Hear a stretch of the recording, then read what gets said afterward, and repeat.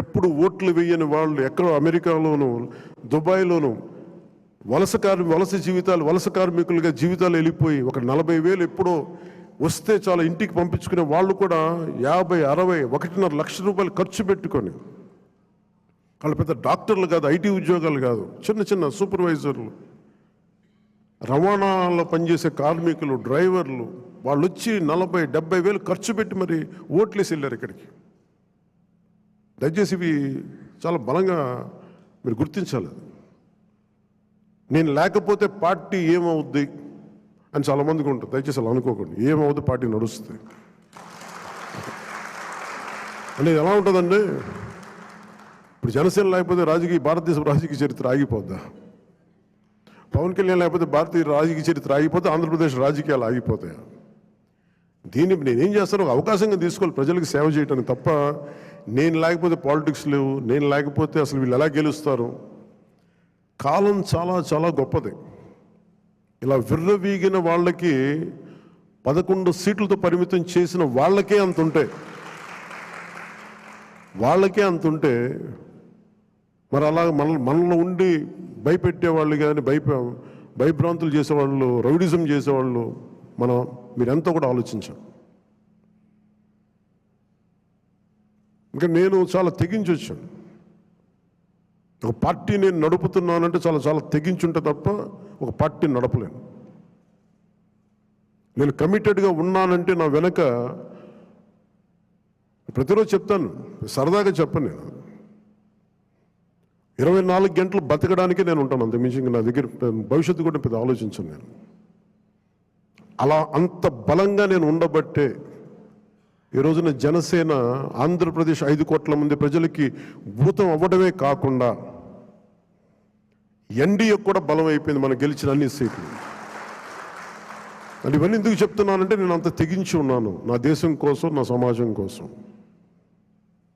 దయచేసి దాన్ని అందరూ దృష్టిలో పెట్టుకోండి.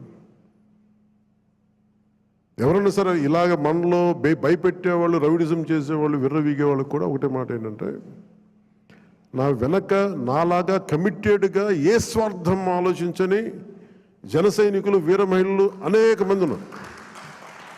వాళ్ళు మామూలు వాళ్ళు కాదు. వాళ్ళు ఏం ఆశించరు. పని చేసి మళ్ళీ కనిపించరు కూడా కనిపించరు. ఎక్కడెక్కడ విదేశాల్లో ఉంటారు.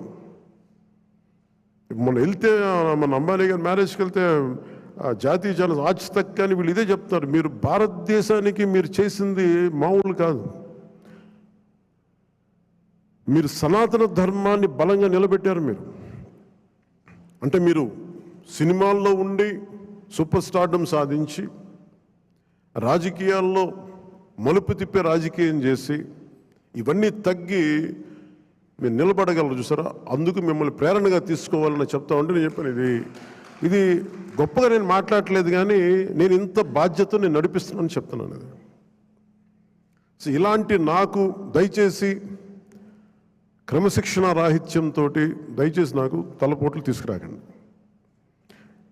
ఎందుకంటే నేను నా రక్తాన్ని కూడా పక్కన పెట్టేయగలను, గుర్తుపెట్టుకోండి. నా కుటుంబాన్ని కూడా పక్కన పెట్టేస్తాను. నేను జనం కోసం అయితే నా కుటుంబాన్ని కూడా పక్కన పెట్టేస్తాను. అలాంటిది నా సొంత బిడ్డలతో సహా పక్కన పెట్టేయగలను. నేను అంత నిస్వార్థంగా, అంత గట్టిగా ఉంటాను. ప్రజాక్షేమం కోసం, ప్రజాస్వామ్య పరిరక్షణ కోసం నేను అంత బలంగా ఉంటాను. అందుకని దయచేసి అందరూ కూడా నన్నేదో తిట్టేస్తే భయపడిపోతాను. నేను లేకపోతే ఇక్కడ గెలవం, పంచాయతీ ఎన్నికలు రావచ్చు, మున్సిపల్ ఎన్నికలు రావచ్చు, నా సత్తా ఏంటో అనుకునే వాళ్ళందరికీ కూడా ఏంటంటే సంతోషం. నేను అక్కడ దెబ్బతింటానికి సిద్ధంగా ఉంటాను తప్ప కాంప్రమైజ్ అవ్వడానికి నేను సిద్ధంగా ఉన్నాను. ఏం పోతుంది చెప్పండి నాకు. ఈ రోజున 21 మంది ఎమ్మెల్యేలు, 2 మంది 2 ఎంపీలు అయ్యారు. ఇవన్నీ గెలవకపోతే ఏమన్నా అయిపోతాం. ఫలితాలు ఇంకొకలా వచ్చింటే ఇలాగ ఉండేవాడిని, ఏం మారేది కాదు. అందుకని దీన్ని దయచేసి అందరూ పెద్ద మనసుతో అర్థం చేసుకోండి. నాయకులందరికీ కూడా దయచేసి పదే పదే మీ కుటుంబంలో ఉండే మీ సహాయానికి, మీకు సహాయకారిగా ఉండటానికి నాకు అభ్యంతరం లేదు, కానీ వాళ్ళని భవిష్యత్తులో వాళ్ళే మా తరాల వారసులను చెప్పడం కొంచెం ఇబ్బందిగా ఉంది బయట. ఎందుకంటే అలాంటప్పుడు నేను కూడా నా పిల్లలు ప్రమోట్ చేస్తూ కూర్చుంటే ఇంకా దీనికి కొత్తదనం ఎక్కడి నుంచి వస్తుంది చెప్పండి.